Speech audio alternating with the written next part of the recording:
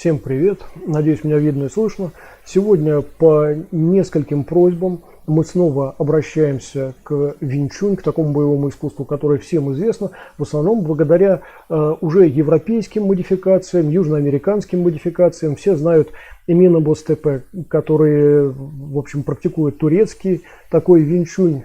Нельзя сказать, что это все буквально какие-то особенные такие ветви винчунь. Понятно, что все они так или иначе строятся, чаще всего на знаменитом ипмановском рукаве винчунь. Но, тем не менее, на самом деле имеет смысл поговорить и о других рукавах. Мы уже с вами об этом говорили. Мы говорили о Пао-Фа, о Винчунь Гулао, как раз о котором мы сегодня еще дополнительно поговорим. Мы говорили о Юянь Кайсань, о вьетнамском крыле в том числе, и так далее, и так далее. К сожалению, другие ветви винчунь, отличающиеся от ипмановского направления, не слишком хорошо известны. Материалов по ним найти, материалов этих не так много на самом деле в сети, даже в Китае говорящем интернете. Когда мы обращаемся к какому-то европейскому, англоговорящему, например, интернету или франкоговорящему, что-то можно найти, но на самом деле не так много материалов нам доступно по Винчунь Гулао. Давайте я сразу поставлю какие-то видео, которые вы сможете наблюдать в течение всего нашего стрима. А я пока какую-то информацию буду сообщать и о том, что вы видите, и вообще о Винчунь Гулао. Кстати, да, я хочу опустить историю винчунь. Кому интересна история, об этом мы уже говорили с вами. Если вы перейдете по ссылке внизу, вот внизу в описании к этому стриму есть ссылка на давнишнее видео, где, соответственно, немножечко об истории Винчунь Гулао говорится и об истории ипмановского винчунь. Скажу только кратенько, что первым учеником, первым учителем ипмана был Лян Цзань, как раз представитель Винчунь Гулао. И, кстати, вторым учителем ипмана тоже был представитель Винчунь Гулао. Я думаю, что исторических сведений пока для этого достаточно. Мы уже говорили об истории этого направления. И наша сегодняшняя задача поговорить об отдельных технических особенностях этого винчунь, о таких технических особенностях, которые его где-то отличают от других ветвей. И в частности от ипмановского винчунь. Бойцы, которые практикуют ипмановский винчунь, это все не камень в ваш огород, все в порядке, замечательный винчунь, и никто здесь не хочет унизить одно и возвысить другое. Речь идет просто о том, что существуют и другие ветви, и, наверное, с ними тоже надо быть знакомыми, да? Окей. Так вот, кстати, да, если еще говорить о каких-то таких вот формальных особенностях Винчунь Гулао, которые отличают его, например, от всех других, наверное, ветвей винчунь, то, наверное, надо вспомнить, например, о таком тао, как Да Лин Тао. Вот Сиу Лин Тао все знают, да, вот это вот известная тао, известная форма такая, которая существует в том числе в ипмановском винчунь, или Сянань Тоу, это уже такой, пекинский диалект, да, не кантонский. Вот. А в Винчунь Гулао есть такая форма Да Лин Тао. Если Сиу Лин Тао переводится как маленькая идея, то Да Лин Тао или Да Нянь Тоу это большая идея, да, большая мысль. Я не знаю, вот такой вот перевод существует у этого названия. И считается, что именно эта форма Да Лин Тао содержит, наверное, максимум каких-то технических особенностей винчунь вообще. И в частности Винчунь Гулао, да. Такая вот история. Вот, кстати, ипмана, все знают, да, несколько упрекали в том, что он практически не то чтобы обрезал винчунь, но он публике, общественности представил его в несколько укороченном виде.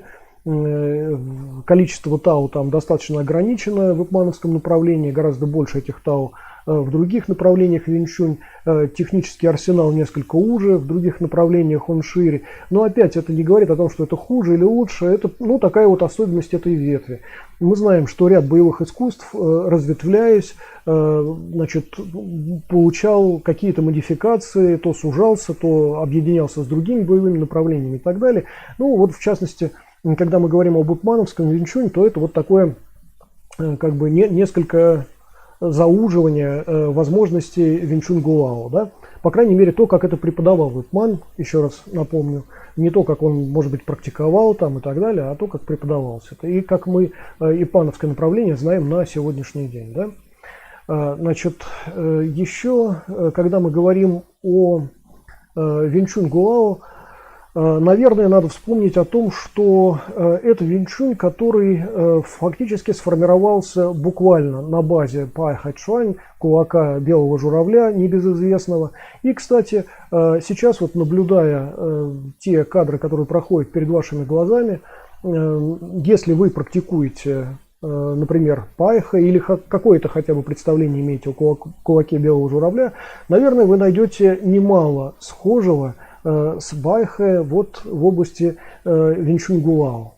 В частности, ну, к таким особенностям можно отнести отдельные фрагменты, которые мы увидим и которые будут связаны, например, с Чесао, и там явно узнается почерк пайхэ.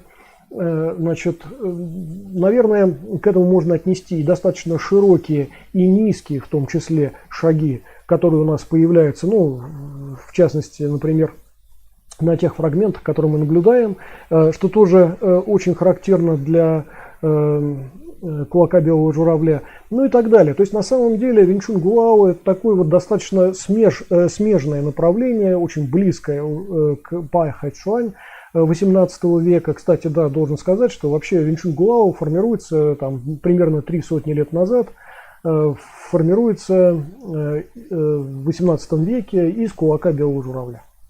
Вот, поэтому, значит, те, кто практикует кулак белого журавля, здесь много увидят похожего. Отдельные люди, которые практикуют какие-то боксерские или постбоксерские направления, наверняка здесь тоже немало увидят схожего, как ни странно, с боксом. А люди, которые практикуют винчунь не гуао, как какие-то другие ветви, да, возможно, наоборот, отрицательно отнесутся к тому, что увидят здесь, потому что Винчунь Гуао действительно сильно отличается от других рукавов Винчунь и может восприниматься адептами других направлений как странный Винчунь, не совсем обычный. Хотя вот это и есть, собственно, классика Винчунь, если уж говорить об историческом пути Винчунь, о его постепенном развитии, о его ветвлении и так далее. Вот Винчунь Гуао на самом деле вообще-то является классикой Винчунь, о чем мы уже с вами не раз беседовали. Значит, ну, среди тех фрагментов, которые вот вы будете наблюдать, и сейчас вот в частности наблюдаете, да, я уже говорил о том, что вы увидите нестандартные достаточно схемы, значит, чесао, прилипающих рук, которые Винчунь Гуао служат для самых разных целей. И, естественно, так же, как и в ипмановском Винчунь, так и в других рукавах Винчунь, Чесао является в том числе таким упражнением, да, упражнением на контакт, на использование, значит, полученного контакта с руками противника. Но, вообще говоря, обращаясь к истокам Винчунь, обращаясь к Пай Хайчуань, кулаку белого журавля, мы видим, что, в общем-то, Чесао не столько упражнения, сколько техники, которые применяются в том числе в боевой ситуации. Когда вы имеете контакт сколько-нибудь протяженный, ну там какие-то доли секунды, не буквально коснулись, да, руки противника, а когда вы умеете наводить мосты, когда вы умеете получать этот контакт, и он имеет, ну, некую протяженность, достаточную для боевой ситуации, то, естественно, этим контактом вы пользуетесь для самых разных целей, для своей защиты, понятно, и для атак противника, это тоже понятно, мы это увидим неоднократно на этих фрагментах. Но в том числе это используется и для цинна, как вы тоже неоднократно увидите. Это цинна, я еще раз напомню, это способы, различные методы и использования захватов и перезахватов. В том числе захватов противника, когда противник вас захватывает, например, или вы его захватываете, или имеете какой-то хотя бы контакт, связанный с использованием рычагов тела противника и так далее. Да? То есть вот это вот в частности мы тоже увидим сегодня на этих фрагментах, которые пройдут перед вашими глазами. Вот.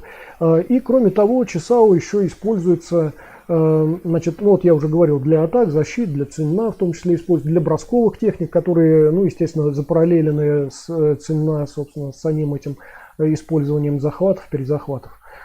Вот. Но еще и для, как это лучше сказать, для мониторинга и для управления действиями противника через этот контакт. Это несколько другая история, чем та, о которой вот я говорил несколько раньше. Речь идет сейчас не о ЦНА, не о использовании захватов. Речь не идет о ЧСАУ, в котором мы используем там атаки и защиты, еще запараллеленные, собственно, с прилипающими руками, да? А речь идет о таких особенных действиях на тело противника, которые тоже, в общем-то, передаются через рычаги тела. Ну, например, есть варианты в ЧСАУ, и, кстати, в ЦНА они тоже содержатся, которые позволяют там легко достаточно воздействовать на, казалось бы, достаточно мощные мышцы поясничного отдела, да? Ну, допустим. И можно сделать так, что вот легкое давление какое-то при контакте полученном заставляет вашего противника нагнуться, да, ну, что может быть достаточно фатальным для него в дальнейшем, да, вот в ближайшей буквально перспективе. Есть варианты, когда вы разворачиваете противника за счет его же силы фактически, да, за счет небольшого совершенно изменения вектора его действия, да, он разворачивается, ну, практически автоматически к вам спиной, да, или там полуспиной, допустим, и так далее. То есть есть вот такой вот отдельный раздел в боевых искусствах, и в частности вот в Пахайчуань и в Винчунь Гуао такие методы используются, являются, в общем, нормативными достаточно. Кстати, по поводу нормативов и каких-то некой зарегулированности, например, которую мы можем наблюдать в ряде боевых искусств. Да? Михаил пишет: добрый день. И вам доброго дня, Михаил, рад вас видеть. Да, кстати, этот стрим действительно был несколько не объявлен, о нем заявилось буквально за 15 минут до начала стрима, поэтому, наверное, большинство из вас посмотрит этот стрим в записи уже, да. Скорее всего, сейчас на стриме будет не очень много людей, но это не имеет значения, я думаю, что вы все равно ознакомитесь с ним. Так вот, когда мы сейчас... Возвращаясь к теме Винчунь Гуао, так, Михаил пишет: о, знакомый рубящий удар снизу только что был. Вау Фэну откуда пришел? А, он отсюда пришел. Или это как раз наследие Фанзи? Да, Михаил, замечательно. Вот прям вижу соратника. Совершенно верно, это наследие Фанзи Шуань, которое разошлось по очень многим боевым искусствам, и в том числе Винчунь Гуао и в Пайхэ, в нормальном его, конечно, исполнении, они когда гоняют только Саньчжэн, там Тао, например, да. Так вот, действительно, в Винчунь в том числе содержатся такие атаки. Вы увидите атаки не только сверху вниз кулаком, вот эти вот чуйквен, так называемые, да. Вы увидите атаки и снизу вверх в том числе, и диагональные атаки подобного же рода. Это, да, это все наследие Фанзи Чуань. Совершенно верно, Михаил. Спасибо вам большое за то, что вы сделали на этом акцент. Так вот, когда мы говорим о ЧСАО, вот возвращаясь снова к теме ЧСАО, кстати, да, вот сейчас вот мы наблюдаем прилипающие ноги, так называемые, да, начали мы с прилипающих рук. Так вот, когда мы говорим о ЧСАО и об управлении действиями противника, о котором я сейчас упомяну, вы увидите отдельные фрагменты этому посвященные. Я надеюсь, что я их здесь оставил, надеюсь, что я их не проигнорировал, и они здесь есть. Вот. Но, среди прочего, я прошу вас обратить внимание и на отдельные такие виды ЧСАУ, когда у нас возникает работа только одной рукой, например, против двух рук противника. Кстати, да, вот простите, что сейчас отвлекаюсь снова от ЧСАУ. Вот обратите внимание, например, на как раз демонстрацию возможностей Винчунь Гуао, причем довольно раскованной. Вот я перед этим начал говорить о незарегулированности Винчунь Гуао. Да? В качестве известного всем примера хочу привести, например, историю Шотокан. Да? Если окинавские направления не зарегулированы, не настолько регламентированы, да, то Шотокан — это у нас одно из самых зарегламентированных, таких зарегулированных уже направлений такого посткарате. Да? И вот ипмановский Винчунь, ну, с большой натяжкой можно назвать таким же Шотоканом в области Винчунь. Да? Он несколько больше зарегулирован, мы видим, как четко, точно должны исполняться там Тао, например, немногочисленные, которые имеются в Винчунь ипмановском. Да? Но когда мы наблюдаем за действиями бойцов Гуао, мы очень часто видим пренебрежение этой зарегулированностью. Мы видим достаточно раскованную, свободную работу, не настолько, как это сказать, вот, не настолько зарегулированную, не так, чтобы вот такой-то угол у нас должен быть там в плечевом суставе или там в локтевом суставе, четкий горизонт, например, в предплечье там, и так далее. Вот мы этого не увидим, мы увидим более свободное отношение, в том числе к Тау, казалось бы, классическим там, и так далее. Кстати, что интересно, я уже упоминал о такой особенности Винь Чун Гуао. Значит, вообще, вот вернемся сейчас немножечко опять к истории Гуао. Гуао – это название одной из деревень, собственно, где началось преподавание этого рукава Винь Чун. Вот и, собственно, все. Есть и другое название. Значит, есть вообще ряд названий, под которыми вы можете найти какие-то сведения, связанные с Винь Чун Гуао в интернете, да, это Куао, Кулоу в том числе, и, ну и так далее, и так далее. И еще Пьенсань, Пьенцунь, Пьеншань и так далее. Вот что такое Пьенсань? Пьенсань вообще это типичная совершенно, вот как говорят, стойка, а точнее сказать, вот типичный достаточно шаг, прототипом которого является Саньчжэн, вот этот вот известный в кулаке белого журавля. Такая вот стойка или такой шаг, который вот мы наблюдаем в том числе в тренировочной работе, порой вот сейчас вот проходят перед вашими глазами какие-то отдельные моменты, да, вот. А Пьенсань это такое же положение, но когда вы имеете дело не с противником, который перед вами фронтально, а с противником, который там в профиль к вам, ну, вернее, вы находитесь к нему в профиль, там, условно говоря, это и есть Пьенсань, да. Вот такое вот боковое положение, такая боковая стойка, как говорят. Да, да, действительно, в отличие от каких-то других направлений Винь Чун, в Гуао используется в том числе и вот такое нефронтальное положение. Да, да и, собственно, обращаясь к опять истории, к тому, из чего у нас вырос Гуао, обращаясь к Пай Хэчуань, к кулаку белого журавля, мы можем, ну, хотя бы вспомнить тот же самый Саньчжэн, который называется «Три обороны» или «Три направления» там, и так далее, да, в котором как раз и практикуются возможности и нефронтальных взаимодействий с противником и фронтального взаимодействия с противником. Да? И вот в Винь Чун Гуао у нас это остается, это практикуется, и периодически вот мы здесь увидим в том числе и такие положения, такую работу. Да? Теперь, если продолжать тему, связанную с Чусао, несколько раньше, ну, когда это появится снова, несколько там, попозже я поставлю эти фрагменты, или даже сейчас, давайте, может быть, отмотаю одну секундочку. Здесь вот были достаточно интересные фрагменты, прошу прощения, значит, работы как раз в Чусао, сейчас, одну секунду, где у нас практикуется, вот, посмотрите, пожалуйста, вот на эту практику, которую, кстати, тоже очень типична для кулака белого журавля, для тех, кто, конечно, нормально практикует кулак белого журавля, а не там вот эти вот выдумки разные. Так вот, эта практика достаточно интересная. Обратите внимание, стопы в данном случае приклеены. Вот помните, я говорил о том, что есть практика, когда вы не имеете права сходить с места. Да? Эта практика бывает разной, в том числе эту практику можно соотнести еще с Чусао. Значит, для чего это делается? Для того, чтобы как раз лучше формировалась структура ваших действий во время самих действий.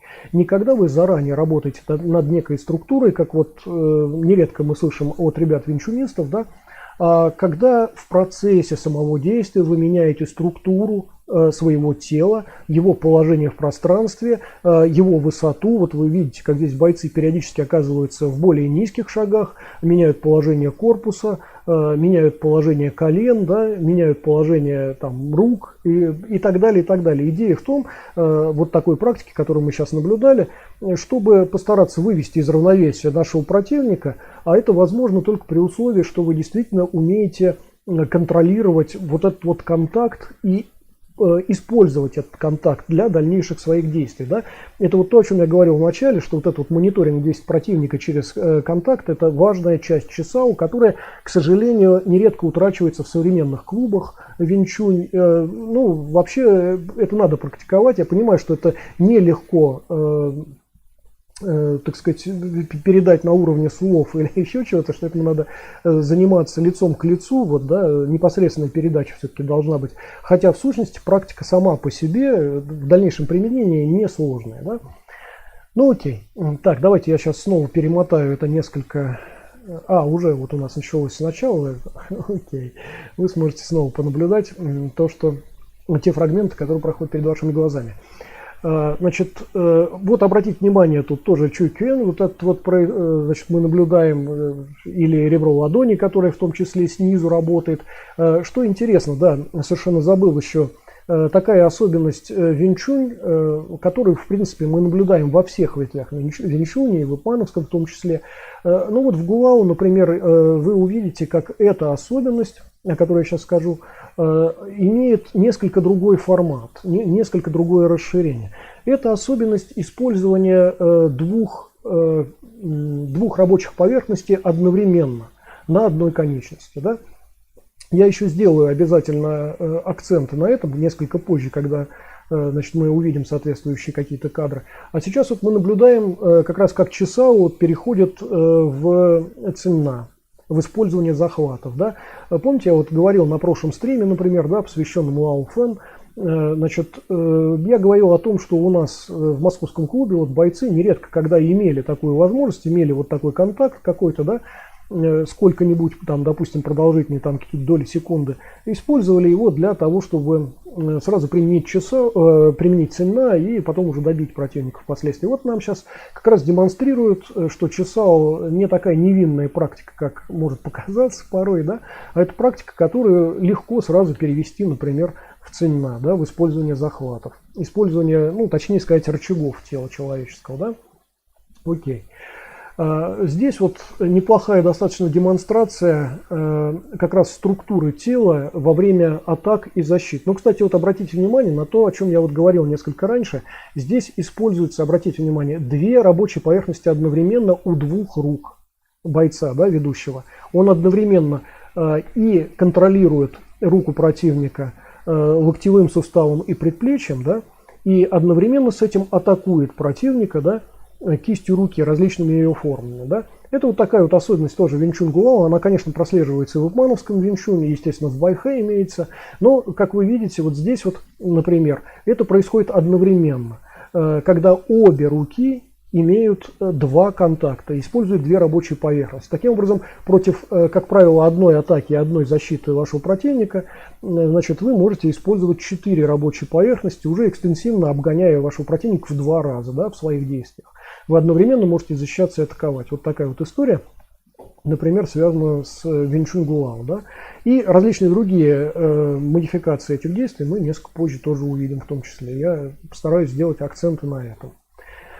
Значит, еще, когда мы говорим кстати, вот то, что мы сейчас наблюдаем, это вот типичная достаточно история, которая попадает в том числе и в Винчунь ипмановского направления, а вот то, что сейчас нам демонстрировали, да, смотрите, как это было, похоже на апперкот. Прошу прощения, давайте я еще немножечко отмотаю, раз мы говорим о различных как-то технических особенностях Винчунь Гуао, не могу не сделать на этом акцента. Вот прошу обратить внимание, что вот то, что у нас называют апперкотом сейчас, да, этому всему очень много лет и даже много столетий. Это в Байхэ-Шуань в том числе используется. И вот вы сейчас увидели это, например, на примере Гуао, только в данном случае это выполнялось, давайте еще раз отмотаю, это выполнялось одновременно еще с защитой, да, одновременно с защитой, а не просто по отдельности как-то. Вот сейчас посмотрите еще раз на, например, вот это вот техническое действие. Обратите внимание, да, вторая рука у нас одновременно с этим нас защищает, да, в качестве примера. Окей. Это вот почему я и сказал в начале этого стрима, что даже те, кто занимается боксом и постбоксом, постбоксерскими какими-то вещами, здесь смогут увидеть, по крайней мере, если вообще в состоянии идентифицировать какие-то элементы, да, могут здесь увидеть в том числе и отдельные какие-то моменты, связанные, вернее, напоминающие то, что они выполняют в боксе или постбоксе своем, да. Окей. Значит, вот сейчас нам тоже, кстати, будут продемонстрированы, значит, вот эти вот методы, когда два контакта, две рабочие поверхности используются одновременно. Вот обратите внимание, да, на левую руку, например, вот там стоило обратить внимание бойца, который нам это демонстрирует, да, как он локтем и предплечьем защищается и контролирует руку противника, при этом атакует левой ладонью, да, например, противника. Ну, вот такая вот история, она достаточно типична вообще для Гулао, но не только это. Мы сейчас посмотрели это в некотором отрыве, когда у нас одна рука несколько впереди, другая сзади, и они меняют друг дружку, да, например. Вот вы обратили на это внимание, я надеюсь. По крайней мере, те, кто практикует винчунь или какие-то параллельные направления, я надеюсь, на это обратили внимание. А вот позже мы увидим, как у нас одновременно две руки работают в таком же эквиваленте. Кстати, кто был на прошлом стриме, посвященном Лао Фэншуань, наверное, обратили внимание на то, что там вот целый ряд как раз таких запараллеленных техник был использован, да, о чем вот я и говорил как раз тоже в том стриме, да. То есть для Лао Фэншуань подобные вещи, подобные решения тоже характерны. Они имеют свои особенности, но в сущности те, кто практикует Винчунь Гулао, наверняка увидят это и в Лао Фэншуань, например, да. Ну или наоборот. Окей. Значит, еще вот эти вот моменты, вот обратите внимание, те, кто практикует Джит Кундо, да, значит, надеюсь, что обратили, сейчас еще немножечко откачу назад, простите, что приходится это делать, но надо сделать на этом акцент. Вот обратите внимание на вот эти вот действия, которые мы сейчас наблюдаем, очень характерные для Джит Кундо, которые как раз там вот подобного рода атаки у нас демонстрируются и Брюсом Ли, в том числе в его фильмах и в каких-то видео, которые мы можем наблюдать уже от его учеников, да, вместе с трейпингом, так называемым, да, Джит Кундо. Так что ребята, которые практикуют Джит Кундо, я думаю, тут тоже узнают вполне этот почерк, да. И откуда что берется, тоже понятно, да, что в принципе Джит Кундо пополнил свой арсенал явно, конечно, из Винчунь, что вполне естественно вытекает из истории, собственно, Джит Кундо. Окей, значит, дальше, значит, давайте, наверное, я еще...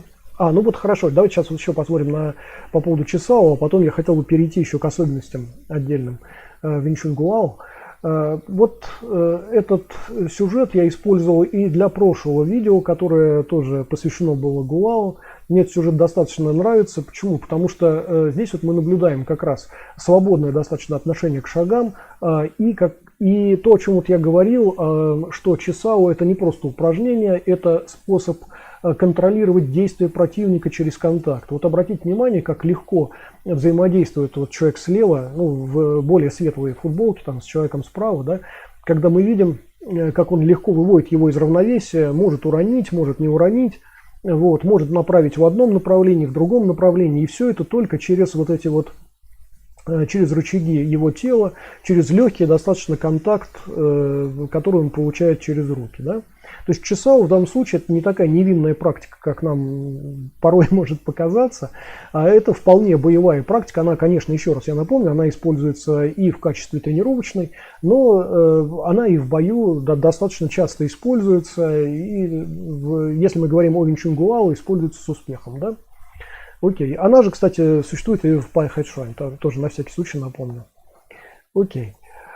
Значит, и если мы говорим о еще каких-то особенностях Винчунь Гулао, я сейчас скажу то, что, может быть, вызовет некое негативное там мнение отдельных, значит, кого-то, кто смотрит этот стрим, потому что, ну, в принципе, это характерная особенность многих боевых искусств. И я сейчас говорю об экономии движения, времени, сил и прочего подобного, да. Но в данном случае я хочу сделать акцент на этих особенностях именно здесь, именно применительно к Винчунь Гулао, потому что на самом деле это одно из самых экономичных боевых искусств, да? И когда мы говорим об экономии времени, там, сил там, и так далее, ну понятно, что чаще всего время мы экономим в связи с коротким развитием сюжета. Да? Понятно, что на короткой дистанции мы работаем явно быстрее, чем на дистанции там, длинной или там, средней, скажем. Да? И в этом смысле, конечно, схлопывание дистанции часто решает вопрос экономии сил, времени и действий. Да? Вот. Но все-таки, в отличие, ну, например, от эпмановского Винчунь, Винчунь Гулао не так тяготеет к короткой дистанции. Это, безусловно, да, короткая дистанция тоже вполне характерна для Винчунь Гуао, но он также способен работать, конечно, и на средней дистанции, и даже на длинной дистанции, что мы порой здесь наблюдаем, например, да. Вот. И в этом смысле нет такой сильной потребности сразу схлопывать дистанцию. В этом нет ничего ни плохого, ни хорошего. Это просто особенность такая этого направления Винчунь. Я не говорю, что схлопывать дистанцию, умение, это плохо. Это, наоборот, прекрасно, я считаю. И те, кто умеют работать на короткой дистанции, получать эту короткую дистанцию, как я уже говорил, это короли вообще боевых искусств. Потому что на средней дистанции, тем более на длинной, поболтаться умеют даже новички, да? А работать на короткой умеют далеко не многие. Я имею в виду интенсивно и эффективно работать. Да? Вот. И в этом смысле я имел в виду, что для Винчунь Гуао это тоже характерная особенность, но в том числе здесь работают и на средней, на длинной достаточно дистанции, да? Не меняя дистанции буквально. Окей. Кстати, да, вот сейчас вот обращайте внимание, может быть, да, многие здесь тоже увидят некое сходство с другими боевыми направлениями и единоборческими направлениями в той связочке коротенькой, которую нам показали несколько раньше. Да? Что говорит о том, что, в общем-то, Винчунь Гуао действительно он достаточно влиятельный стиль, и в нем содержится достаточно влиятельное боевое направление, о котором мы говорили несколько раньше, вот Фан Цзюань, значит, о котором периодически мы вспоминаем на нашем канале. Окей. Здесь вот, кстати, обратите внимание, такая тоже не очень типичная работа Чесао, да, видим. Например, в ипмановском Винчуне вот такого рода Чесао мы не увидим, но в Юань Кайсань мы тоже его наблюдаем, подобные вещи, в том числе отрывные, безотрывные такие, да. Если вот, например, в ипмановском Винчуне мы часто видим разрыв вот этого контакта, да, то наоборот, вот своим ученикам, например, ну и в принципе те, кто практикует Винчунь Гуао, да, значит, все знают, что лучше не разрывать контакт. Если он есть, зачем, почему его не использовать, да? И когда вот в Чесао пытаются разорвать контакт для того, чтобы быстрее атаковать противника, ну, это неплохо и нехорошо, конечно, но есть решение гораздо лучше. Когда вы без отрыва этого контакта, без его потери способны проатаковать противника. О таких особенностях мы говорили несколько раньше в этом стриме и увидим их еще не раз. В том числе вот наблюдали несколько раньше. Да, вот особенность, на которой мне хотелось сделать отдельный акцент. Значит, ну и если мы говорим вообще об арсенале Винчунь Гуао, вот, кстати, обратите внимание, да, вот это вот типичная достаточно работа, которую мы наблюдаем и в Джит Кун До, и наблюдаем в ипмановском Винчунь, да, то есть тут, я думаю, никто ничего нового не увидел, и всем понятно, откуда растут подобные техники. Вот, значит, в качестве источника подобных техник мы как раз можем назвать Винчунь Гуао, да? Окей. Да, кстати, по поводу вот таких вот прилипающих ног, тоже далеко не невинная практика. На самом деле Винчунь Гуао, она имеет развитие дальнейшее. Помните, я говорил на прошлом стриме, посвященном Лао Фэншуань, я говорил о том, что ваша нога, ну, в идеале, в своем максимуме, может использовать тоже одновременно две рабочие поверхности. И вот даже бойцы ипмановских направлений нередко этим пользуются, но, правда, все равно разрывают где-то этот контакт. Вот. А в Винчунь Гуао мы можем наблюдать такие характерные достаточно техники прилипающих ног, когда одновременно вы защищаетесь одной частью своей ноги и атакуете противника другой ее частью. Да? Что, кстати, вот мы наблюдаем в том числе и в Лао Фэн. Но в Лао Фэн мы это наблюдаем в основном благодаря Чжоу Цзяо, кстати. Так называемым протыкающим ногам. Боевому искусству, которое когда-то, значит, как-то запараллелилось с Фан Цзюань в том числе, да, и создало Фан Цзюань, Чжоу Цзяо Фан Цзю. Ну окей, сейчас не будем об этом. Ну, кстати, обратите внимание на выведение плеча вперед во время типичной атаки вот кулаком, например, да, рукой. Это ситуация, которая характерна для Юань Кайсань Винчунь, характерна для Гуао Винчунь и не очень характерна для ипмановского направления, когда вы прям вот на 180 градусов способны сворачиваться, значит, для таких длинных достаточно атак кулаком. Да? И, кстати, что интересно, в Юань Кайсань эти атаки могут быть и еще длиннее, когда плечо выводится очень далеко, и за ним даже бедро уже следует, там таз следует. Да? Вот здесь мы тоже видим, как таз разворачивается в сторону этой атаки. Но вот в Юань Кайсане еще дальше, даже, то есть длина такого атакующего действия может достаточно большой быть, и иногда может быть равной атаке ногой, например. Да? Это я к тому, что просто такие направления, как Юань Кайсань и Гулао, помните, я сказал, что они способны работать с противником на средней дистанции, в том числе и на большой, да? Но в том числе благодаря вот таким особенностям, значит, каких-то технических действий. И вот мы сейчас, кстати, пронаблюдали, там вот был ряд действий, когда параллельно у нас работают две руки, прям параллельно, одновременно работают. Да? Вот сейчас вот в этом вот часау, обратите внимание, тоже такая же история. Да? И у нас используется, вот тоже, видите, да, в самом часау используются 4 рабочие поверхности одновременно, предплечья и кисти рук.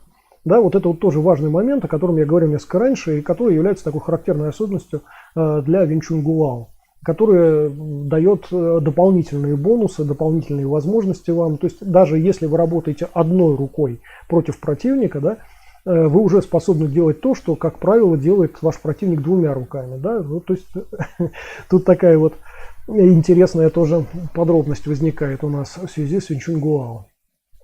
Окей.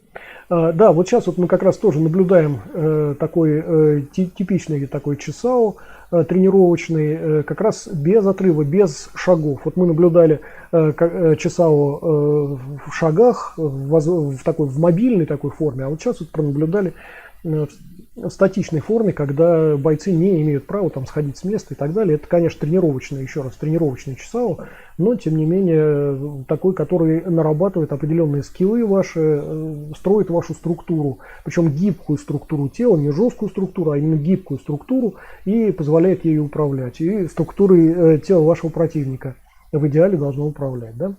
Окей. Значит, теперь по поводу еще отдельных особенностей Винь Чунь Гулао, если мы снова вернемся, например, к такой излюбленной порой теме рабочих поверхностей, различных боевых искусств. Когда мы говорим вот о разных боевых искусствах, мы нередко говорим о различных рабочих поверхностях. Да? Мы здесь наблюдаем, как уже было сказано, конечно, и торец кулака, типичный для Винь Чунь, мы наблюдаем ребро ладони, типичное для Винь Чунь, да? И ладонь там в разных модификациях и так далее, но в Винь Чунь Гулао нередко используется и запястье, и внутреннее ребро ладони, и дно кулака, как уже было сказано, и различные другие поверхности, кроме, конечно, локтей, коленей, и стопы, там, и голени и так далее. Да? Вот в том числе мы можем это наблюдать где-то на фрагментах, которые перед вашими глазами проходят. Да? Пальцы, да, я еще совершенно забыл, что Винь Чунь Гулао используют разные формы пальцев. Мы, например, знаем, в ипмановском Винь Чунь, если опять сравнивать, в ипмановском Винь Чунь, как правило, пальцы работают на протыкании, да, мы знаем типичное такое положение ладони, связанное с использованием пальцев. И пальцы используются на захват, да, в различных действиях, связанных с защитой и с манипулированием противников посредством контакта. Вот. Винь Чунь Гулао немножечко шире этот арсенал, и используются другие формы пальцев для атак, в том числе не только вот такие вот на протыкание, да, вот такого рода. Окей.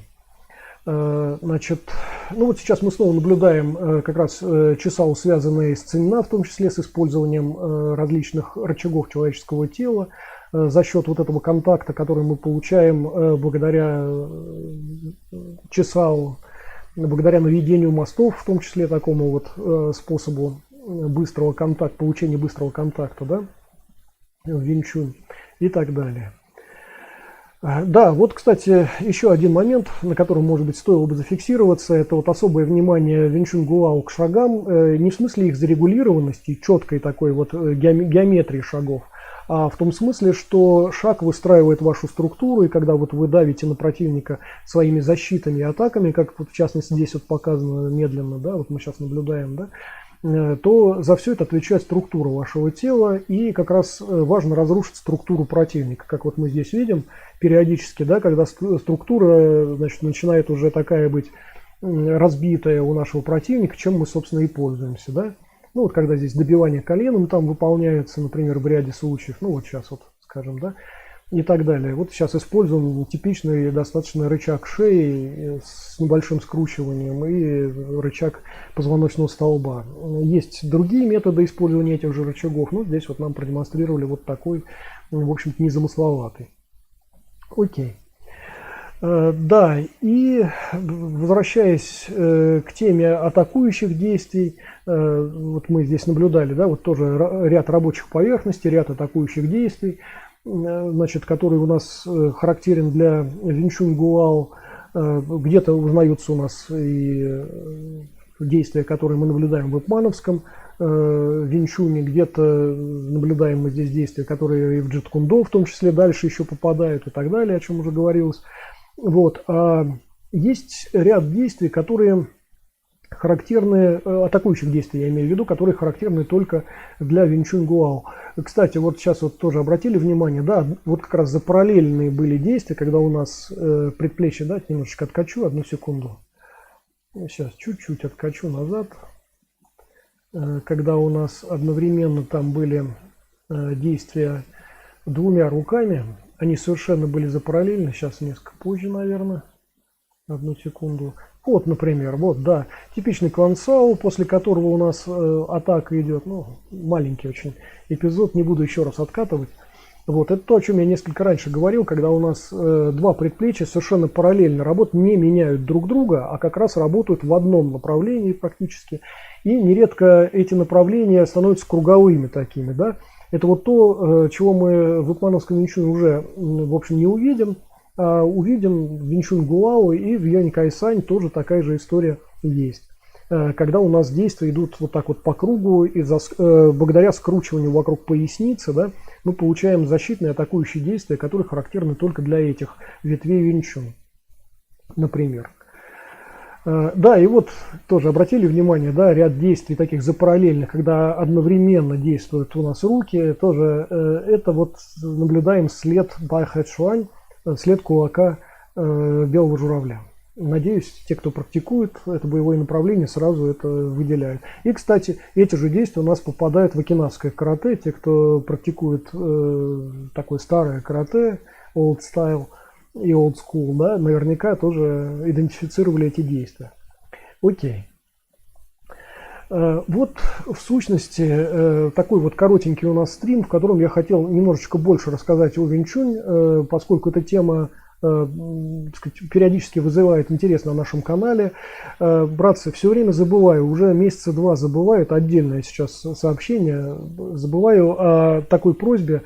Значит, братцы, кто у нас пользуется уроками этого канала и другого нашего канала Lao Fan, пожалуйста, если у вас есть возможность такая и какое-то хотя бы желание, пожалуйста, пришлите свой, как это сказать, свой отзыв об этих уроках, чтобы я смог это выложить на нашем канале. Как это сделал, вот как несколько раньше, собственно, предложил и сделал это Богдан из Украины. Помните, я надеюсь, его клуб Винчунь, который вам уже хорошо известен по множеству видео, которые выходят на нашем канале, в том числе, значит, снятых в клубе Богдана. Вот он предложил и сделал самое первое как раз видео, отзывы об уроках нашего канала. Ребят, если вы тоже пользуетесь ими, пожалуйста, если можно, пришлите мне, значит, или ссылочки, или вот ваши видео, я их выложу на нашем канале, да. Это в качестве, ну, просто действительно отзывов об этих уроках, если можно. Большое спасибо. Я надеюсь, что этот стрим был интересен и познавателен. Он немножечко дополняет предыдущие ему видео. У нас был ряд предыдущих видео, связанных с разными направлениями Винчунь, разными его ветвями. Мы рассматривали как раз и Панам, и Юань Кайсань, и вот Гуао как раз тоже рассматривали, да. И еще раз напомню, вот ссылочка есть внизу в описании к этому стриму. Там старое видео о Винчунь Гуао вы тоже можете посмотреть, кому интересно это. Несколько другие слова услышать по этому поводу. А я вам желаю хороших тренировок и надеюсь скоро с вами увидеться. Счастливо!